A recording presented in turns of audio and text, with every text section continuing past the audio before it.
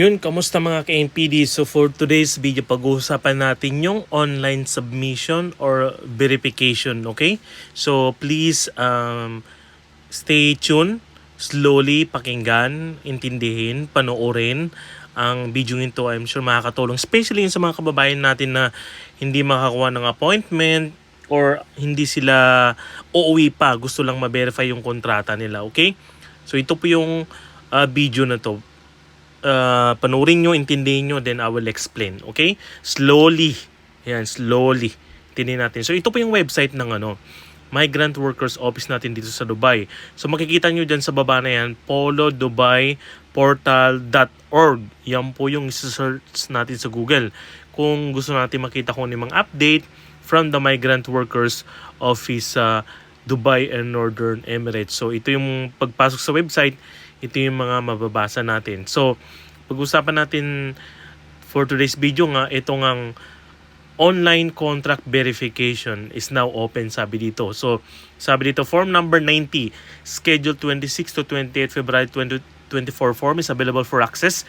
Form will automatically close once the limit has been reached or at 11:59 p.m. of Wednesday, whichever comes first, 6 to 7 March 2024. Applicants will receive an email detailing the result of application 12 to 13 March 2024, Tuesday, Wednesday, releasing. Pag-usapan natin, i-click natin yung link na yan. Itong content na to is about sa form from this February 26.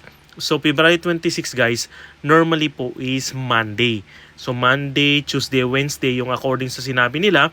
So, Monday, Tuesday, Wednesday na yon. So, kung hindi pa puno yung slot, so, pwede ka pa. May limit silang 500 per ano. So, pag-usapan natin na.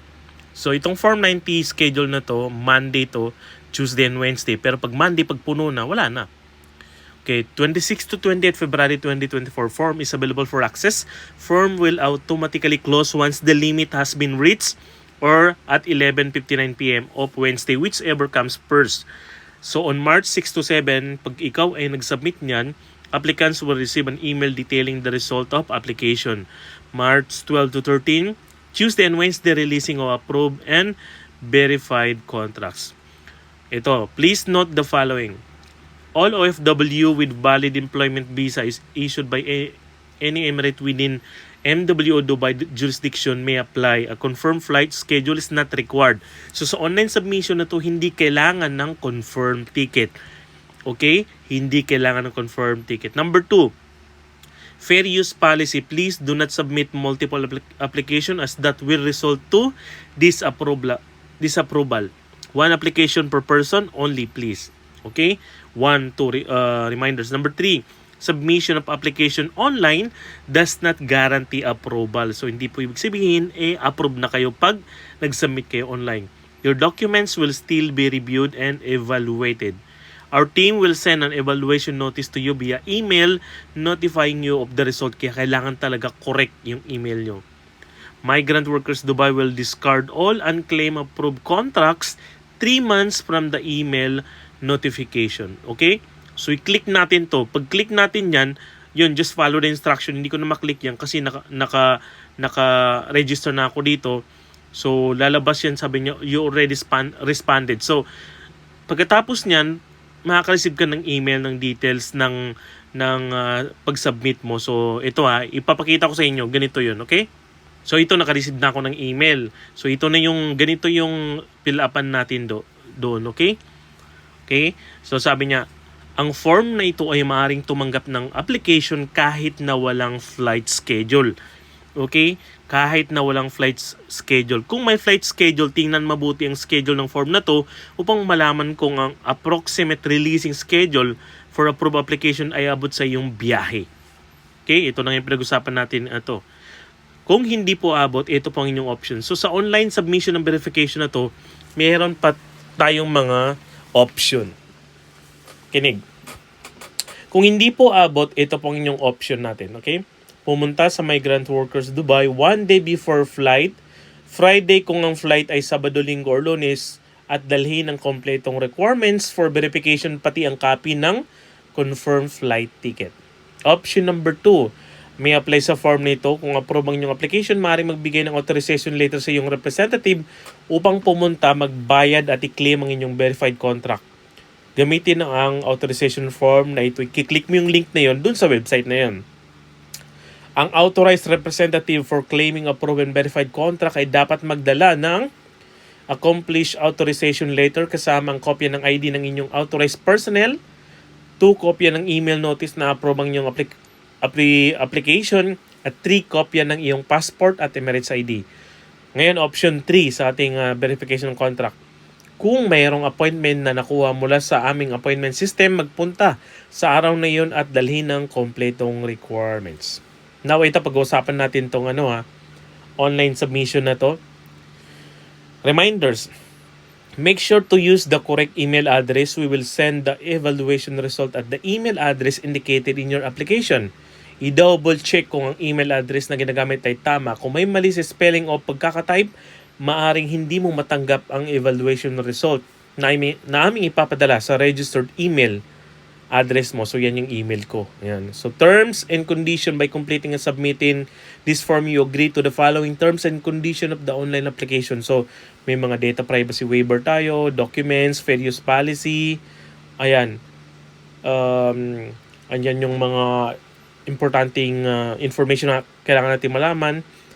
Ang form na ito ay para lamang sa mga OFWs makinig. Ang form na ito ay para lamang sa mga OFWs na may valid employment visa mula sa Dubai, Sharjah, Al-Sman, Queen, Ras Al Khaimah at Fujairah. Kung Abu Dhabi and Al-Ain, hindi po kayo para dito. Na kailangan ng contract verification. Ang mga application na hindi napasok sa mga visa location na ito ay automatically disapproved. Number 5. Ang online submission ay para sa evaluation at hindi ito kasiguraduhan na aprobado ang inyong dokumento. So, hindi po ibig sabihin nag-online submit kayo is approve kayo kaagad-agad. Ito is evaluation lamang. Maaaring itong ma-reject ayon sa resulta ng evaluation. Number 6. Kung application ay approve, ikaw ang makakatanggap ng email mula sa MW Dubai na nagbibigay ng schedule para personal appearance. Authorized personnel for payment and release is permitted, provided you use the authorization form downloadable from our website. Number 7. Kung ang application ay disapproved, ikaw ay makakatanggap ng email mula sa MW Dubai na nagsasabi ano ang kulang, mali, insufficient sa iyong naunang submission. Maring sundin lamang nakasad na advice sa email notification. So kung anong email nila, basahin, intindihin. Kung may mga kulang man, dapat gawin. Number 8, kung application mo ay disapproved dahil sa visa location Abu Dhabi Al-Ain, visa at walang katunayan na work assignment sa Emirates na kasali sa jurisdiction ng MW Dubai, we advise you to contact MW Abu Dhabi directly for your verification concern. At ang pinaka-importante guys, submission with fake, fraudulent, false information documents will be meted. Paano ba yan? With appropriate sanctions. So ito na yung I understand these terms and conditions. Yes, I agree. So ito na yung online submission form, job category. Where do you work? So yun ang unang-unang tanong guys, okay? Kung piliin ng company, kung ikaw ay skilled, professional at nagtatrabaho at may valid visa mula sa isang company, kasali po dito ang mga domestic worker ng visa sponsored ng company. Halimbawa kung sponsored mo ay Tadbir, cleaning company, kahit ng position ay domestic worker, cleaner, babysitter. Kung ikaw naman ay nagtatrabaho sa bahay bilang housemaid, nanny, babysitter, servant, private driver at sponsored ng individual employer, ang piliin ay household. So itong video natin is para sa mga skilled, okay? Sample. So company, double check the documents before uploading and submission. Incomplete, incorrect, insufficient documents will result to disapproval of your application. So alam na. So ilagay mo yung name mo, middle name, make sure na correct, huwag magmadali, last name, contact number, and yung company mo. Company name as written in your employment contract and visa. Okay. Now, if you have signed up at DMW POE online services, please type your e-registration number If not, please sign up. Full guide is available here. Pero sabi dito, e-registration is the first step in applying for availing the new OFW pass, which is as of now temporary suspended. This is optional but recommended. So nilagay ko lang sa akin kasi mayroon pero pwede rin wala. Now, self-assessment. Okay? Bago tayo patuloy.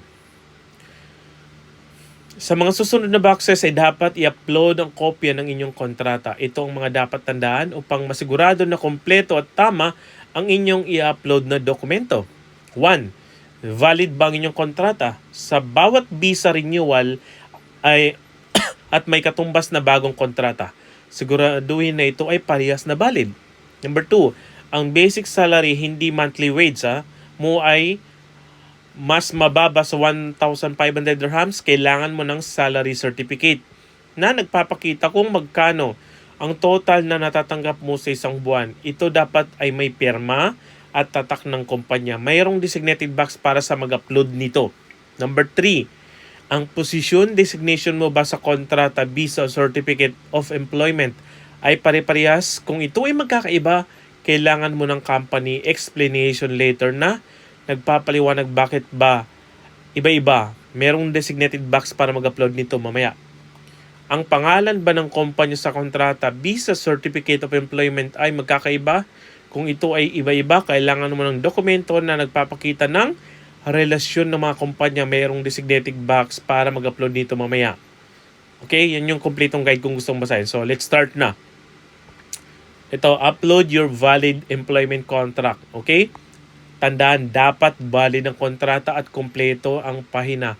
Kung expired na, kung canceled na, wala na po yun. Okay? So, 2 copy na lang may kontrata ko. Kaya, in-upload ko na dyan. Upload, may kiklik kang upload dyan. Pero ito, uploaded na yan. Pinapakita ko lang sa inyo. Additional requirements, salary certificate indicating the total received monthly including allowances with company letterhead, signature and stamp for workers with basic salary less than 1,500. Yon. Note, basic salary wage is different from monthly gross wage salary. So kung ikaw ay mababa yung sweldo mo sa 1,500 yung basic, so meron ka dapat salary certificate na nakalagay doon, monthly na kukuha mo including allowances with company stamp and signature para sa mga less than 1,500. Additional requirements. If, okay, company explanation letter with company letterhead, signature and stamp na nagpapaliwanag kung bakit magkaibang posisyon, designation mo sa kontrata, visa at iba pang employment documents. So no file submitted kasi pari-pariho po yung position ko. Additional requirements, proof of company's relationship para sa mga workers na ibang nakasulat na kumpanya sa kontrata at visa o sa certificate of employment. Yan. Gaya ng old and new trade license with the same license number or memorandum of incorporation or change of name, explanation letter from the employer, etc. So, sa akin naman, wala namang pagkaiba. Same company, same name. So, no file submitted. Hindi ako nag-submit. Okay? Next, upload clear copy of your valid passport showing the bio page. Mag-upload ng malinaw na kopya ng inyong valid passport. Nakita ang detalye at litrato nito. So, yan, submitted files. Nag-upload ako ng passport ko na sobrang malinaw. Next, upload clear copy of visa. I-upload ng kopya ng visa stamp o kopya ng valid Emirates ID kung ito ay issued simula April 11, 2022 onward. So, normally, lahat ng mga employed sa April 11, 2022 onwards is wala ng mga visa stamp sa passport. And then Emirates ID is enough. Sabi dito, visa, i-upload ng kopya ng visa stamp or kopya ng valid Emirates ID. So, sa akin, kinuha ko yung visa copy ko sa online sa ICP UAE at ang Emirates ID. Kaya dalawa yung in-upload ko dyan. Next, if you have an Abu Dhabi LN visa, upload proof of assignment within MWO Dubai jurisdiction. Katunayan na ikaw ay naka-assign sa mga Emirates na kabilang sa jurisdiction ng MWO Dubai. Notice of assignment, company ID with branch location, any document from the company. So sa Dubai lang naman talaga ako, so no file submitted ako. Next, additional proof of current employment bukod sa iyong employment contract. So Maliban sa iyong employment contract, any other documents na makasupport na ikaw ay talagang nagtatrabaho, active working. Kahit alin sa mga ito magsisilbing pruweba na ikaw ay kasalukuyang nagtatrabaho sa kumpanyang nakasad sa iyong kontrata at visa. Ayan, mga any, ibig sabihin, kahit alin dyan, current employment certificate na may perma at stamp ng kumpanya dapat issued within last 30 days. Valid company ID, kopya ng WPS mo or kopya ng payslip, latest 3 months na may perma at stamp ng iyong company, front and back copy ng iyong Emirates ID, pink card na may information ng iyong designation at company. Okay? Hindi po acceptable ang green Emirates ID. Or valid labor card. So, meron ako niyan. Additional proof, nilagay ko yung salary certificate ko dyan. Reminders before submission dito. Check your documents thoroughly before uploading submission. Once your document is submitted, you can no longer make any modifications. Okay? Yan ang paalala nila.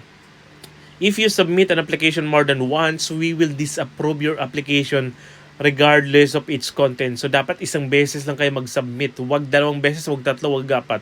As multiple application is against our policy. Kung mahigit, ayan, Tagalog naman pala yan. We remind the public that use of fake, fraudulent, tampered document is prohibited. Aside from this approval, your application sa section will be dealt with legally and accordingly. So, huwag kayong mag-upload ng mga fake documents. Next, MWO Dubai does not collect fees for the use of the online submission system. So, walang bayad po yung paggamit ng online submission system. Our personnel and officers will never ask demand payment in any form in the process of your online applications. We urge the public to report to MWO or the police and individuals promising sure approval in exchange of money. These individuals are not part nor recognized by MWO Dubai and the services they offer are fake. Next, MWO Dubai will only require payment if your document is approved. Payment is done in person at MWO Dubai and only our cashier is authorized to collect payment. Each transaction is given an official receipt. Payment is cash basis only. Okay? Yun yung clear. Please make sure to put the correct email address. Ulitin ko lang. Please make sure to put the correct email address. We will send the evaluation result at the email address indicated in your application. I-double check kung ang email na nailagay ay tama. Kung may mali sa spelling o pagkakatype, maaaring hindi mo matanggap ang evaluation result namin ipapadala sa registered email address mo. I understand and agree to these terms. Yes. Ayan, just follow the instruction, sunod and submit, and then makaka-receive ka ng email na ganito sa akin na to. So, ayan po yun. So, basahin nyo, dahan-dahan, slowly, intindihin. Huwag tatamad-tamad kung gusto nyo maayos yung inyong papers para sa online submission. Again, this is an online submission which means pwedeng ma-approve, pwedeng hindi. Maghintay po kayo sa reply nila. Okay? I hope maaaring makatulong tayo sa inyo, especially yung mga hindi pa uwi, as mentioned kanina sa start ng ating video. Yan. Okay? Please don't forget to follow or subscribe para updated kayo palagi. We will update you palagi. Yung yung form na to is every Monday lumalabas. So, nag-submit ako kanina alas 6 ng umaga. Ayan. Kung alas 6, alas 7, alas 8, basta paunahan lang na, mag-submit lang kayo. Just follow the instruction. Again, ang website natin is polodubaiportal.org. I hope na nakinig kayo para kung paano ba tong online submission ng verification contract. Thanks guys. God bless. Ingat.